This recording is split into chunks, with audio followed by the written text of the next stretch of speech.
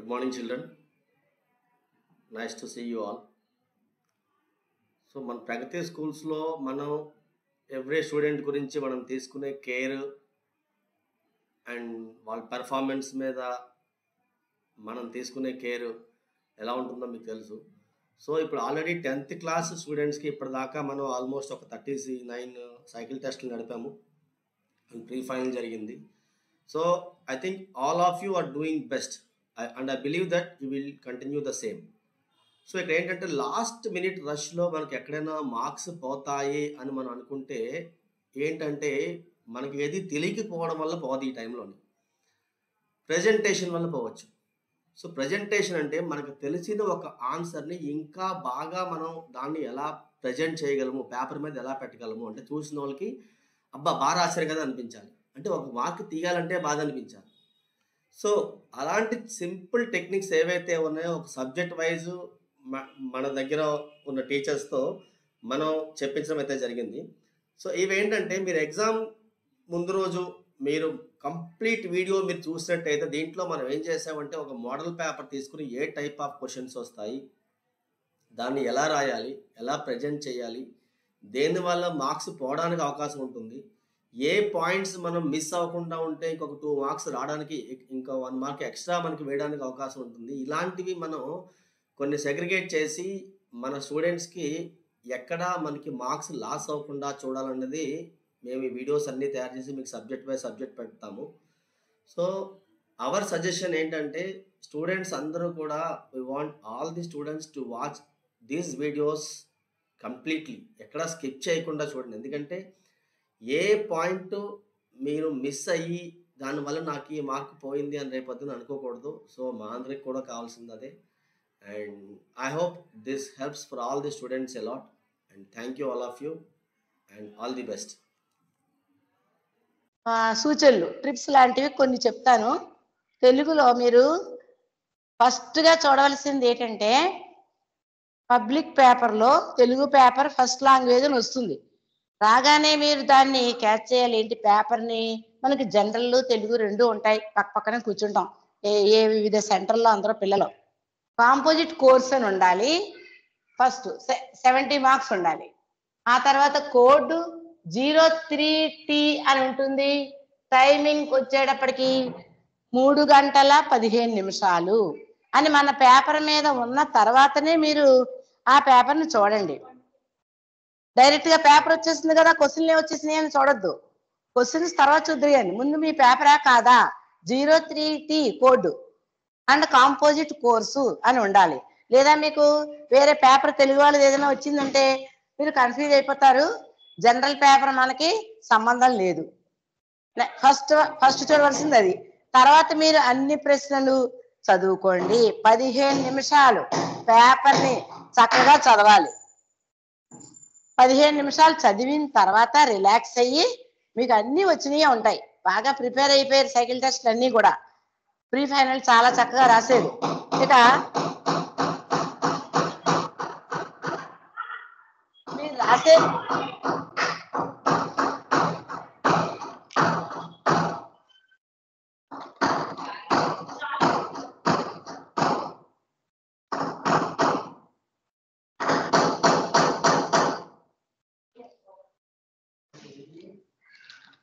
Okay, మీరు first చూసిన తర్వాత పేపర్ అంతా ఫస్ట్ రోమన్ నుంచి భాషా భాగాల దగ్గర నుంచి ఉన్న కొన్ని సూచనలు కూడా 5 పాయింట్లు ఉన్నాయి. చక్కటి హ్యాండ్ రైటింగ్ దస్తూరికే ఇంపార్టెంట్. 100% మీరు 100% దస్తూరి అందంగా రాయండి, అంటే చేతి వ్రాత. ఆ తర్వాత భాషాంశాలు చూసుకోండి. ఆ తర్వాత రోమన్ 2 బహుళ ఇచ్చక ప్రశ్నలు, అర్థవంతమైనటువంటి వాక్యాలు, ఆ తర్వాత అవగాహన, ప్రతిస్పందన, ప్రతిపదార్థం అన్నీ చదివేయండి. ఒక్కసారి అన్నీ చదవండి. నేను ప్రతిపదార్థం చేసాను చాలు అనుకుని పేపర్ క్లోజ్ చేయొద్దు. చివరి లేఖ వరకు మీకు ఏమి ఇచ్చాడో 20th క్వశ్చన్ వరకు బాగా చదవండి. చదివిన తర్వాత మీకు 10 minutes అయిపోతుంది. ఇప్పుడు నువ్వేం రాయదలుచుకున్నావో అందంగా ఫస్ట్ రోమన్ రాస్తాను అంటే ఫస్ట్ రోమన్ ఫుల్ గ్రామర్ అంతా 12 మార్కులకి రాసేయాలి. 8 1 2 1 ఇంకో 2 1 వసంత వాక్యాలు. లేదు నేను ప్రతిపదార్థం మొదలు పెడతాను అనుకున్నాం అనుకో, నీకు బాగా వచ్చింది, ప్రతిపదార్థం మర్చిపోకుండా నేను ప్రతిపదార్థం మొదలెడతాను అంటే ఆ రోమన్నే తీసుకో. ప్రతిపదార్థం రోమన్ మనకి 2 అవగాహన, ప్రతిస్పందన. ఆ 2లో 4 ఇచ్చాడు నెంబరు. 4లో నువ్వు ఏ ప్రతిపదార్థం రాస్తున్నావో అక్కడ ఇల్లు ఇవ్వడు. ఏదైతే రాస్తున్నావో ఆ ప్రతిపదార్థానికి చిన్నగా ఒక నేరము తప్ప అని ఉందనుకోండి, లేదా మా సర్దారుడు అని ఉందనుకోండి, అదే చిన్నగా మెన్షన్ చేసి డాష్ పెట్టి ఇప్పుడు ప్రతిపదార్థం అలా ఏది ఎలా రాయాలో నేను చిన్నగా హింట్స్ ఒక్కసారి చూసుకోండి, జాగ్రత్తగా వినండి. ఫస్ట్ రోమన్లో మీకు అతి లఘు ప్రశ్నలను ఇచ్చాడు. భాషాంశాలు రాసినప్పుడు సగం రాసి మిగతా సగం లాస్ట్ లో రాస్తాను అని మాత్రం ఎట్టి పరిస్థితుల్లో అనుకోకండి. భాషాంశాల్లో ఫస్ట్ది ఆ, రెండోది ఆ. ఫస్ట్ ఆలో నీకు అర్థం ఉంటుంది. ఆ అర్థాన్ని క్వశ్చన్ అవసరం లేదు అసలు. ఆ అని రాసి దివ్యని ఇచ్చాడు అనుకోండి, ఆకాశం అని అందంగా అర్థం రాసేయి. ఇంకా క్వశ్చన్ ఎక్కించొద్దు అసలు. క్వశ్చన్ ఎక్కిస్తూ నీకు టైం పాస్ అయిపోద్ది. రెండోది ఆ అని ఇచ్చాడు, వ్యుత్పత్తి అర్థము పతిని సేవించుట ఏ వ్రతముగా కలది అని అసలు రాయకు. దానికి వ్యుత్పత్తి పదం ఏంటంటే పతివ్రత అనే అర్థమే రాయి చక్కగా. ఆ రెండోకి గ్యాప్ ఇస్తూ రాయండి, దగ్గరగా రాయకండి, ఒక లెటర్ అంత గ్యాప్ ఉండాలి. అలాగే ఈ పెట్టండి, నెంబర్లు వేయకూడదు ఎట్టి పరిస్థితుల్లోనూ. ఆ ఆ ఈ ఊ అరు అరు అక్కడ వరకు మనకి బిట్స్ ఉన్నాయి. అలాగే స్త్రీ పూజ్యురాలు, స్త్రీ అనే దానికి ఇంటి పడతి 2 పర్యాయ పదాలు కంపల్సరిగా రాయాలి. ఒకటే రాస్తే మార్కు ఉండదు. 2 కూడా జాగ్రత్తగా మీరు చాలా బాగా ప్రిపేర్ అయ్యారు. 4, 5 ఉంటాయి, అందులో నీకు నచ్చి రాసుకో. అలాగే నానార్థం ఈ నెంబర్ వేసే, నానార్థం కూడా నక్కలే, ఈ అని నెంబర్ వేసి రాజు అనే దానికి నానార్థం రాయాలి. ఆ నానార్థం కూడా 2 పదాలే రాయాలి, ఒకటి రాస్తే మార్కు పడదు. ఊలో గౌరవం, వికృతి, ప్రకృతి ఏది ఇస్తున్నాడో చాలా సార్లు ఈ వికృతే ఇస్తాడు మీకు. ఆ గౌరవం అనేది గారం రాసేయండి. ఊలో కూడా ఒక వాక్యం ఇస్తాడు 2, ఆ సంధి సమాసంలో సంధి గుర్తించమని పూర్తిగా వాక్యాన్ని 2 లైన్స్ బాగా చదవండి. ఒకసారి చదివిన తర్వాత అర్థం కాకపోతే ఇంకొకసారి చదివిన తర్వాత నీకు ఆడిచ్చినటువంటి సంధి పేరు గుణసంధి ఇచ్చాడా, రుగాగమ సంధి ఇచ్చాడా, ఆ పదాన్ని బట్టి ఎంచుకో ఎక్కడ ఉంది రుగాగము అని ఆలోచించి ఆ పదాన్ని అక్కడ రాసే. గుణవంతురాలు ఉంది, గుణవంతురాలు రాసే. అలాగే రూరై, అరు రాసినప్పుడు బూ రాయకండి, జాగ్రత్తగా స్పెల్లింగ్ మిస్టేక్ లేకుండా రాయండి. సూర్యచంద్రులు మనకి ప్రత్యక్ష దైవాలని క్వశ్చన్ చదువుకొని సూర్యచంద్రులు అదే సమాసం, ద్వంద్వ సమాసం. బాగా చదివితే వాక్యం బాగా చదువుకో, 2 సార్లు చదువుకో. అది చేదర్థకమా, అప్యర్థకమా, శత్రార్థకమా, ఏ వాక్యము ఎటువంటి వాక్యమో ఆలోచించి మిడిల్లోనే నీకు మారుతా ఉంటది వాక్యం. చదివితే చేదర్థకం, స్పెల్లింగ్ మిస్టేక్ రాయకుండా రాయండి. నెక్స్ట్ రోమన్ 1లో అయిపోయింది. రోమన్ 2లో మళ్ళా ఆరై. ఇంకా బహుళ ఇచ్చిక ప్రశ్నలో నీ హెడ్డింగ్ అవసరం లేదు అక్కడ. ఆ రాసి ఇందులో అలంకారంలో ఏబిసి అని ఇచ్చాడు.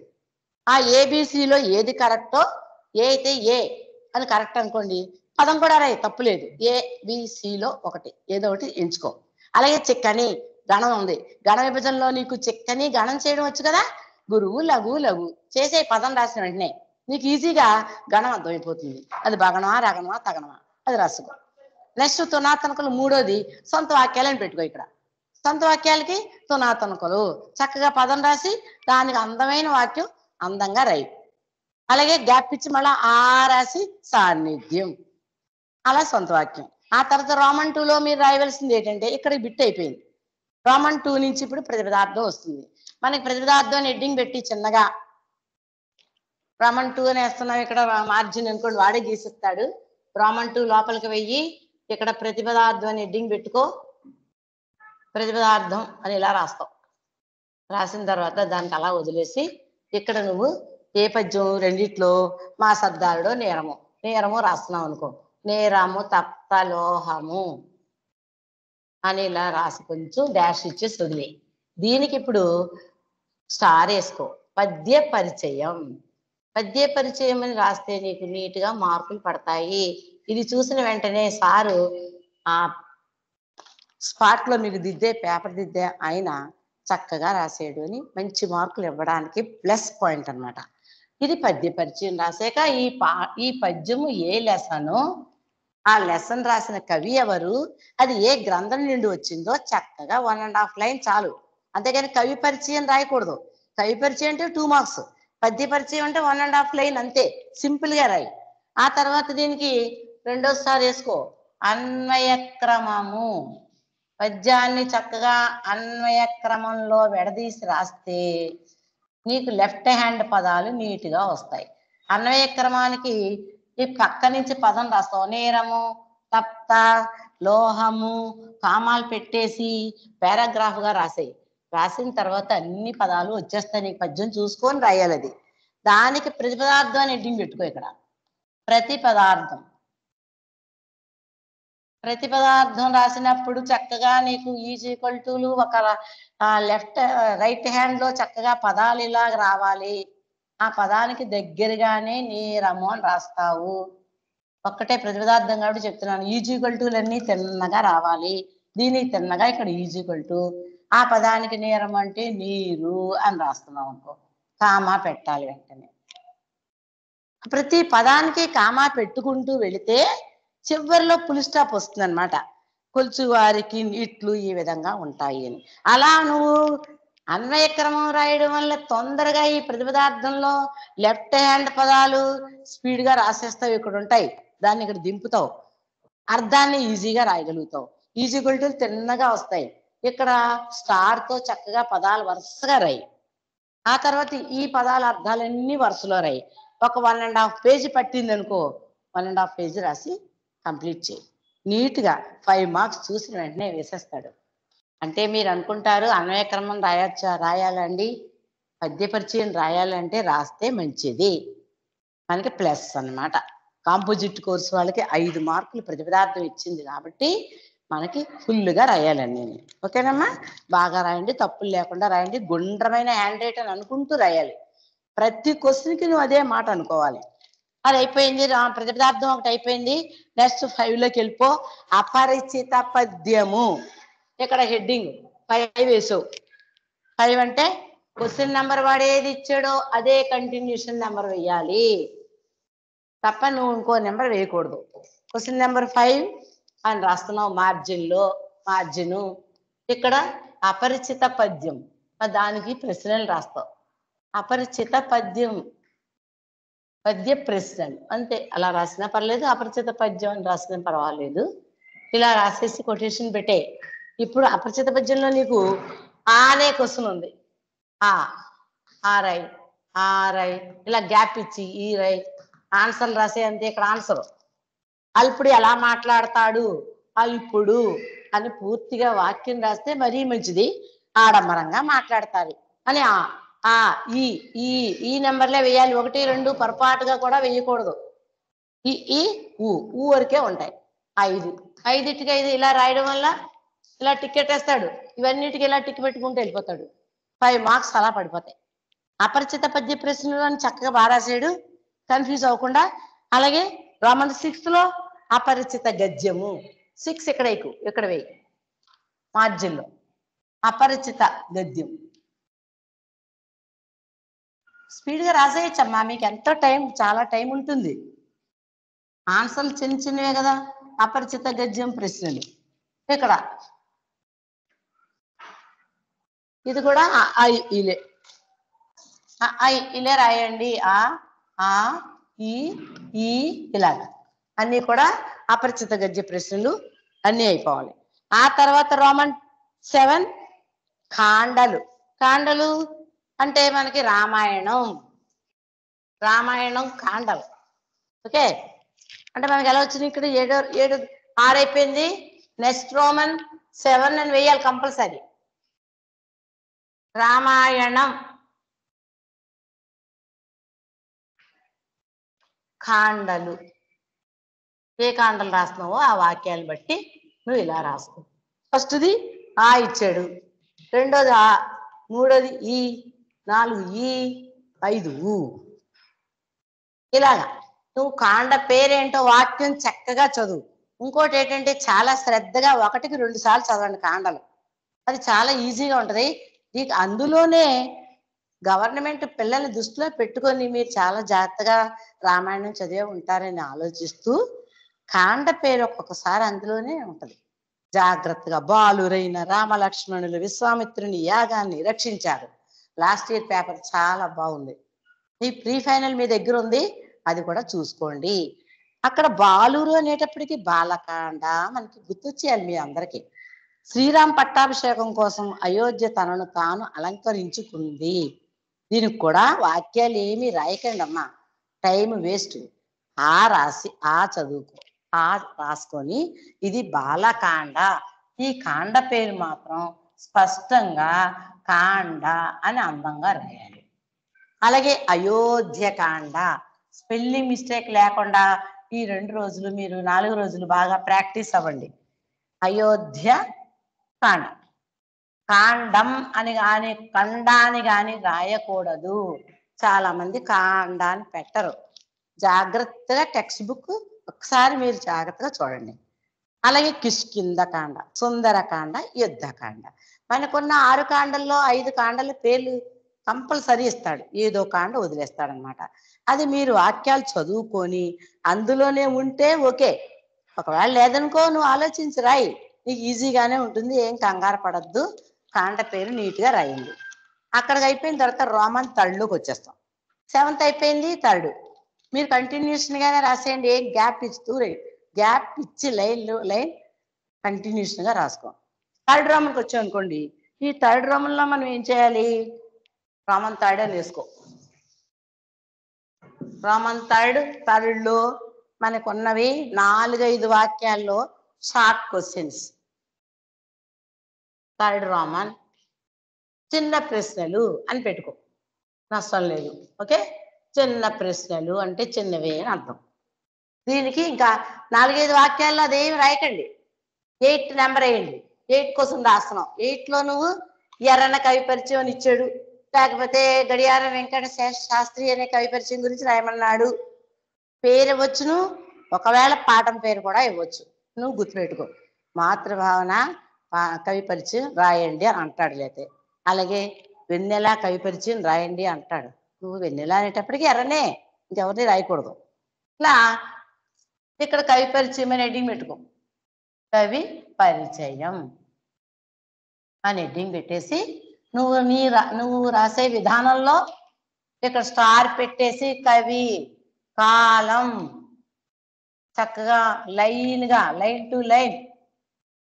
కాలం తర్వాత తల్లిదండ్రులు ఉంటే తల్లిదండ్రులు, జన్మస్థలం ఏది మీకు ఆ కవి పరిచయంలో ఉందో ఇలా హెడ్డింగ్ పెట్టుకుంటూ జన్మస్థలం, ఇంకా ఆస్థాన కవి ఉంటే ఆస్థానం, జన్మస్థలం, ఆస్థానం, అలాగే రచనలు, బిరుదులు ఏది ఉంటే అది, రచనలన్నీ 4-5 మెన్షన్ చేయండి. బిరుదులు ఇంకా విశేషాంశాల్లో చివరిలో రాసుకోండి. విశేషాంశాలు, శైలి, ఇలా స్టార్లు పెట్టి కవి పరిచయం చక్కగా రాసుంటే మీకు 2 మార్క్స్ అలా వేసేస్తాడు. అలాగే 9th క్వశ్చన్లో 9th అని నెంబర్ వేయడం. 8 తర్వాత వచన కవితా ప్రక్రియ అన్నాడు. ఈ వచన కవితా ప్రక్రియకి మనకి ఇక్కడ 9th క్వశ్చన్ నెంబర్ వేస్తాం.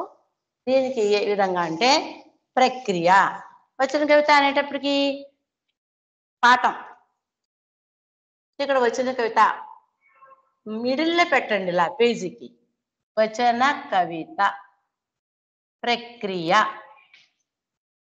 ఓకేనమ్మా, అది కొటేషన్ పెట్టండి, చక్కగా అండర్లైన్ చేసుకోండి. బ్లూ పెన్నులు, black and sky colour blue అది వాడండి హెడ్డింగ్స్కి, ఓన్లీ అండర్లైన్కి, కొటేషన్స్కి.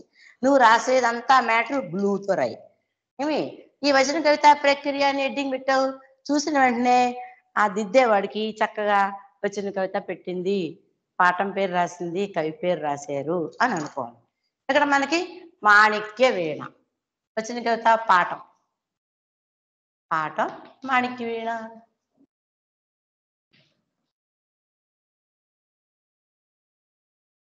కవి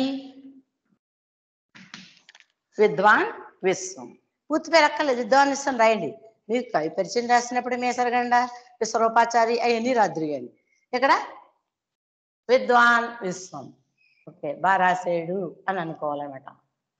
ఇలా రాసిన తర్వాత అప్పుడు నువ్వు ఇక్కడ మ్యాటర్ పారాగ్రాఫ్ కవితా ప్రక్రియ కానీ స్టార్ కానీ ఎలా రాసినా పర్వాలేదు, పాయింట్స్ రాసినా పర్వాలేదు.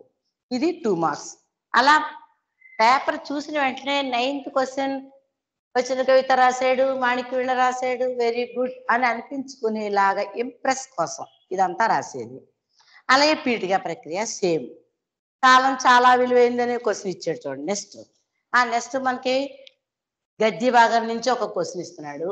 క్వశ్చన్ ఇచ్చాడు అనుకోండి, దాంట్లో మనకి ఇప్పుడు 12వ 2 ప్రక్రియలు 2 కవిపరిచయాలు అయిపోతాయి. నెక్స్ట్ది 12వది కాలం చాలా విలువైంది అన్నాడు. దానికి నువ్వు క్వశ్చన్ తీసినా, కాలం చాలా విలువైనది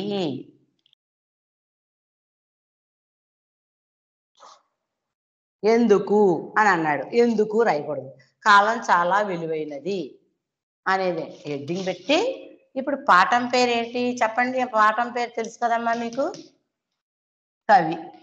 ఇలా 2 రాయాలి. ప్రతి క్వశ్చన్ దగ్గర మనం రాసే విధానం మర్చిపోకూడదు. ఏ ప్రశ్న అయితే అడిగాడో ఆ ప్రశ్న నీట్గా రాయాలి. జానపదుని జాబు అందరికీ గుర్తుండి ఉంటుంది కదా.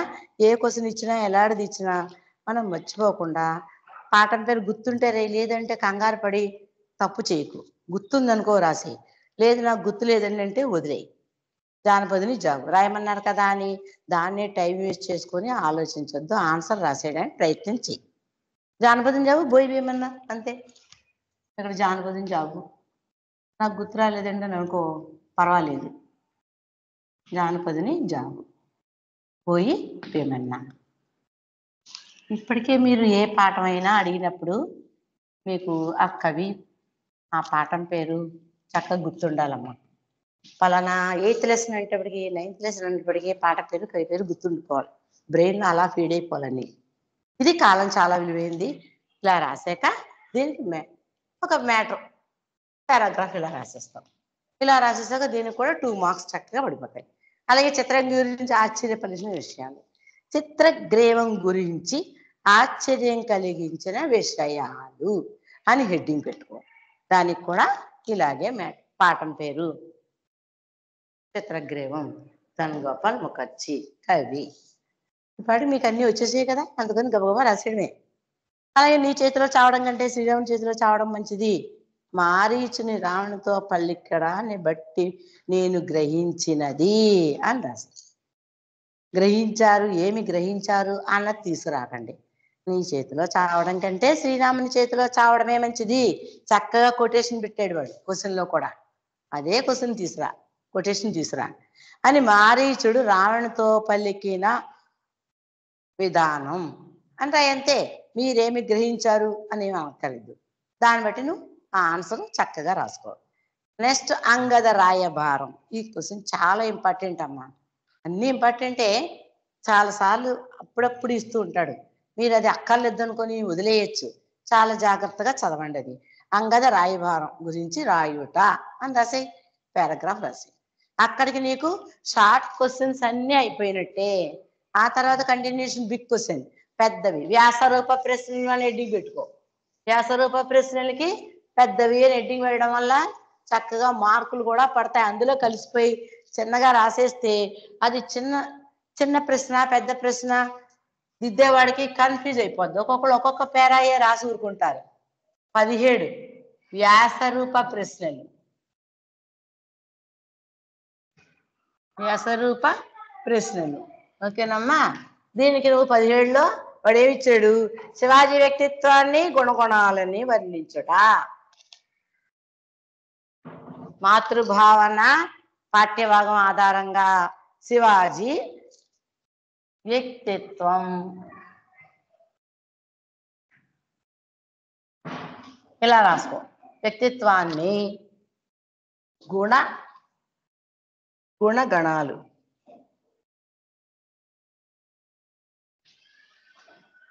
వివరించుట అని లైన్ టు లైన్ పూర్తిగా రాయి. ఆ లైన్ అంతా రాసి కొటేషన్స్ పెట్టి ఇలా వదిలేసి ఇప్పుడు దానికి పాఠం పాఠం పేరు మాతృభావన అని రాయడం.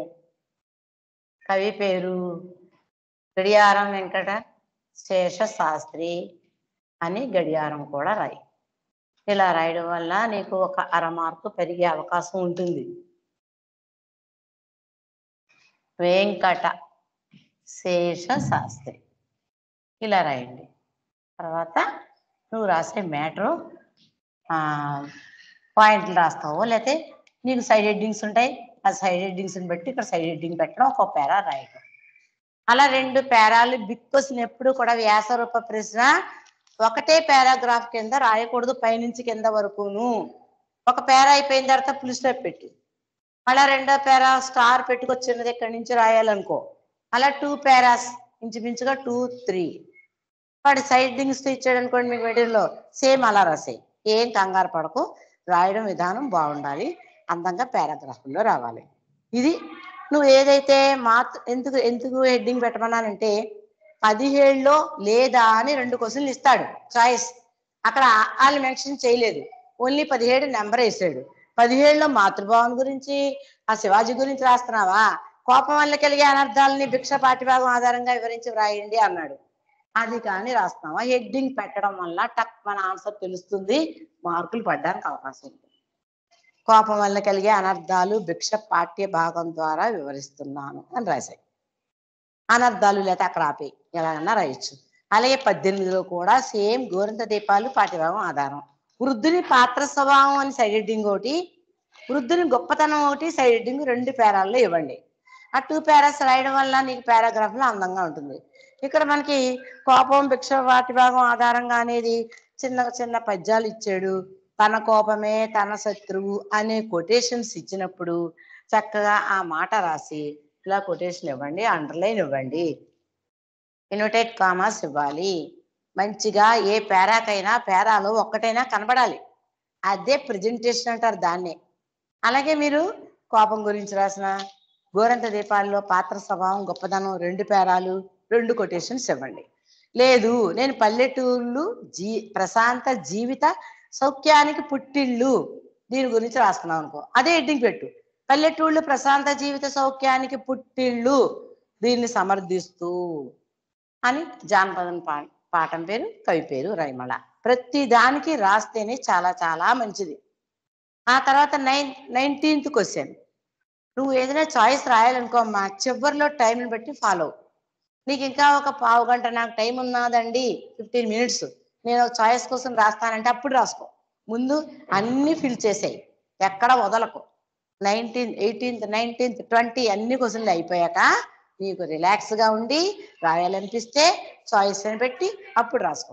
నీకు ఏది హైయెస్ట్ మార్క్ పడితే అది టోటల్ అవుద్ది అనమాట. అలాగే రామాయణంలో నచ్చిన పాత్రలు, ఒక్కొక్క పాత్ర, రాముడు తీసుకో, ఆంజనేయులు తీసుకో, విశ్వామిత్రుడిని తీసుకుంటావో, దశరథుడు, లక్ష్మణుడు, కైక, మందర, వీళ్ళందరూ కూడా నీకు ఏ పాత్ర అయితే ఇష్టమో ఒక 4 పాత్రలు రాయి, 5 మార్క్స్ వస్తాయి. అలా ఇవ్వలేదా క్వశ్చన్, వాలి సుగ్రీవులు వైరానికి కారణం అని రాయి, వాలి సుగ్రీవులు వైరం విరోధం, అది కూడా 2 పేరాస్ నీట్గా రాస్తాం, అక్కడికి అయిపోయింది. దానికి రాసేటప్పుడు నువ్వు పైన రామాయణం వాల్మీకి అంతే చాలు, వాలి సుగ్రీవుల వైరం అని రాస్తావు, కింద రామాయణం పాఠం ఉపవాచకం, ఆ తర్వాత వాల్మీకి రచన అంతే. ఆ నెక్స్ట్ 20th క్వశ్చన్లో చూడండి, 20thలో ఎలా రాస్తారంటే పాఠశాల వార్షికోత్సవానికి వచ్చిన స్త్రీవాద రచయిత్రి ముఖ్య అతిథిగా వచ్చారు, ఇంటర్వ్యూ చేసిన ప్రశ్నలు అని హెడ్డింగ్ పెట్టుకో. నీకు చాలా మంచి క్వశ్చన్స్ ఉన్నాయి, అలా అందమైనయే రాయి, అంతేగాని వేరే వేరేగా క్వశ్చన్ రాయకూడదు, బాగుండదు. అందంగా క్వశ్చన్లు రాయండి. ఆ పాఠానికి కూడా మీరు మహిళా ప్రయత్నం అని రాసి 3 పేర్లు రాసేయండి, వాళ్ళుగా కన్నబిరాన్ వసంత కన్నబిరాన్. లేదా నేను లేఖ రాస్తానండి, లేఖ అనేటప్పుడు ప్రత్యేకంగా లేఖకి వాడు ఇచ్చినటువంటి క్వశ్చన్ ఒకటే రాయండి జాగ్రత్తగా. లేఖని ఉత్తి లేఖ అని కూడా పెట్టట్లేదు, ఒత్తుగా రాయట్లేదు, చిన్న చిన్న మిస్టేక్స్ అక్కడే కనబడుతున్నాయి. వీళ్ళకి లేఖ అనేది రాయడం రాదా అనుకుంటారు దిద్దేవాళ్ళు. ఓకే, ఇక్కడ మీకు పేదల అనేది నెంబర్ ఇక్కడ 20th క్వశ్చన్ రాస్తున్నాం. 20thలో పేదలకు దానం చెయ్యడం,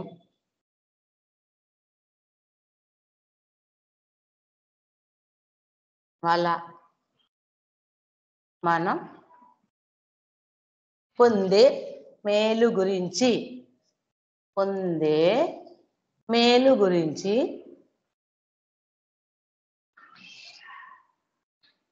మిత్రునికి లేక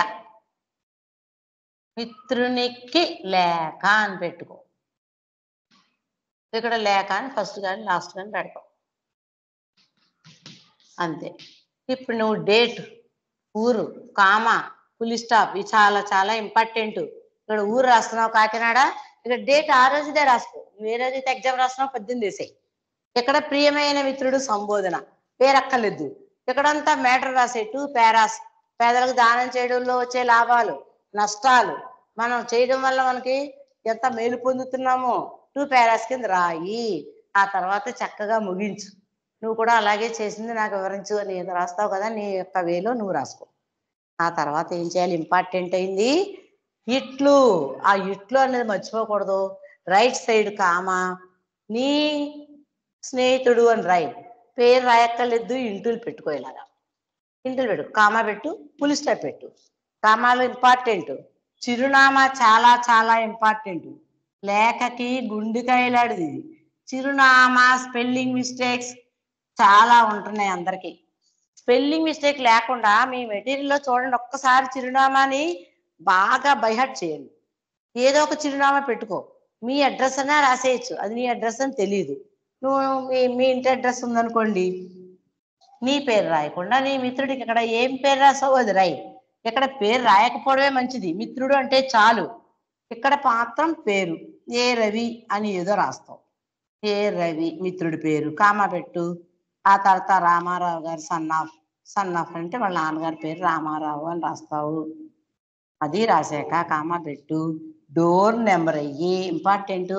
తండ్రికి రాసినప్పుడు డోర్ నెంబర్ వెయ్యాలి ఇంటికి. స్కూల్ది అయితే అవసరం లేదు. డోర్ నెంబర్ మీ ఇంట్లో ఏది ఉందో 18-3 33-3/3 ఏ నెంబర్ ఉంటే అది. ఆ తర్వాతది వీధి పేరు రాసుకో, ఊరి పేరు రాసుకో. ఇక్కడ నువ్వు కాకినాడ రాసినప్పుడు అక్కడ రాజమండ్రి రాయి. 2 ఒకటే ఊరు ఉండకూడదు. లాస్ట్ లో ఫుల్ స్టాప్ పెట్టు. ఇవన్నిటికీ కామాలు. కామా అనేది చాలా ఇంపార్టెంట్ అమ్మా. ఇది లేఖలో ఉన్నటువంటి రూల్స్. ఓకేనా? ఒక్క కామాలు ఎక్కడంటే ప్రతి పదార్థంలో ప్రతి పదానికి కామా పెట్టి చివరిలో ఫుల్ స్టాప్ పెట్టు. ఇక్కడ లేఖలో కూడా అన్ని చోట్ల కామాలు ఫుల్ స్టాప్లు పాటిస్తూ లేఖను కంప్లీట్ చేయి. 5కి 5 మార్క్స్ అలా వేసేస్తారు. లేఖ సెపరేట్ పేజీలో మొదలుపెట్టు. నాకు ఇక్కడి నుంచి మిగిలిందండి, ఈ సగం నుంచి రాస్తానండి అని అనుకోవద్దు. సెపరేట్గా ఫస్ట్ పేజ్ తీసుకో, ఈ పేజీ అంతా నీకు చాలా పేజీలు మిగులుతాయి, ఎక్కడి వరకు రాసాయి. 1.5 పేజ్ రాయి. తర్వాత వెనక రాసినా పర్వాలేదు, స్టార్టింగ్ లో మాత్రం సగం నుంచి మొదలు పెట్టకూడదు. ఇది రూల్స్. ఓకేనమ్మా? ఇంకేం డౌట్స్ లేవు కదా మీ అందరికీ? చాలా బాగా రాస్తారని, అందంగా హ్యాండ్ రైటింగ్ సైడ్ హెడ్డింగ్స్ తో పెట్టి, మెయిన్ హెడ్డింగ్స్ సైడ్ హెడ్డింగ్స్ అందంగా రాస్తారని, పెద్ద ప్రశ్నలు 2 పేరాలు రాస్తారని మిమ్మల్ని అందరినీ ఆశీర్వదిస్తున్నాను. నెంబర్లు ఎట్టి పరిస్థితుల్లో 1 2 3 వేయకండి. ఇలా రాయండి. దస్తూరికి ప్రాముఖ్యత ఇవ్వండి. అందరూ బాగా రాయండి, బాగా చదవండి. 4 రోజులు ప్రతిపదార్థాలు. 4 లెసన్లో ఏదో ఒక లెసన్ వదిలేసుకోండి, చాయిస్ కోసం వదిలేయండి. మీకు ఏ పద్యాలు అయితే రావట్లేదో, భిక్ష, శతక మధురిమ, ఏదో ఒకటే. 4 చదవనవసరం లేదు, ఒకటి చాయిస్ లో వదలొచ్చు. నేను సగం చదివానండి భిక్ష అంటే వదిలేయి. మిగతా 3 ఫుల్గా చదివేశానంటే ఓకే. అంతేగాని 2 చదువుకొని 2 లెసన్లు వదిలేస్తే మాత్రం కుదరదు, నీకు ప్రతిపదార్థాలు రావు. అందువల్ల 3 లెసన్స్ కంపల్సరీ 15 పోయమ్స్ చదవండి. చక్కగా ప్రాక్టీస్ అవ్వండి 4 రోజులు. All the best. అందరికీ విజయీ భవ. బాగా రాసుకోండి. అందరూ మంచి ర్యాంక్స్ తీసుకురండి. 100కి 100 రావాలి అనే కోరికతో పేపర్ ప్రజెంటేషన్ బాగా చెయ్యండి. 100కి 100 వస్తాయి. మీరు చాలా బాగా రాస్తున్నారు, అందరూ చాలా మంచి హ్యాండ్ రైటింగ్ వాళ్ళు ఉన్నారు. కాబట్టి ఒక చిన్నయే మర్చిపోకుండా నెంబరు అండ్ స్టారు పెట్టి రాసుకోండి. పాఠం పేరు, కవి పేరు, అంతే. ఎక్సలెంట్గా ఉంటుంది. Okay, all the best students. By.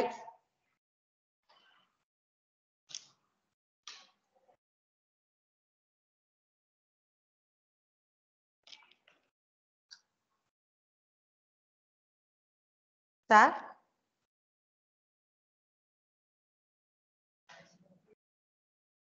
Madam చెప్పండి. అయిపోయిందండి? అయిపోయిందా? మీ క్లాస్ అయిపోయిందా? అయిపోయింది సార్, కంప్లీట్ చేశాను. ఒకసారి ఆమె లక్ష్మి గారితో మాట్లాడుతున్నాం సార్. Okay sir.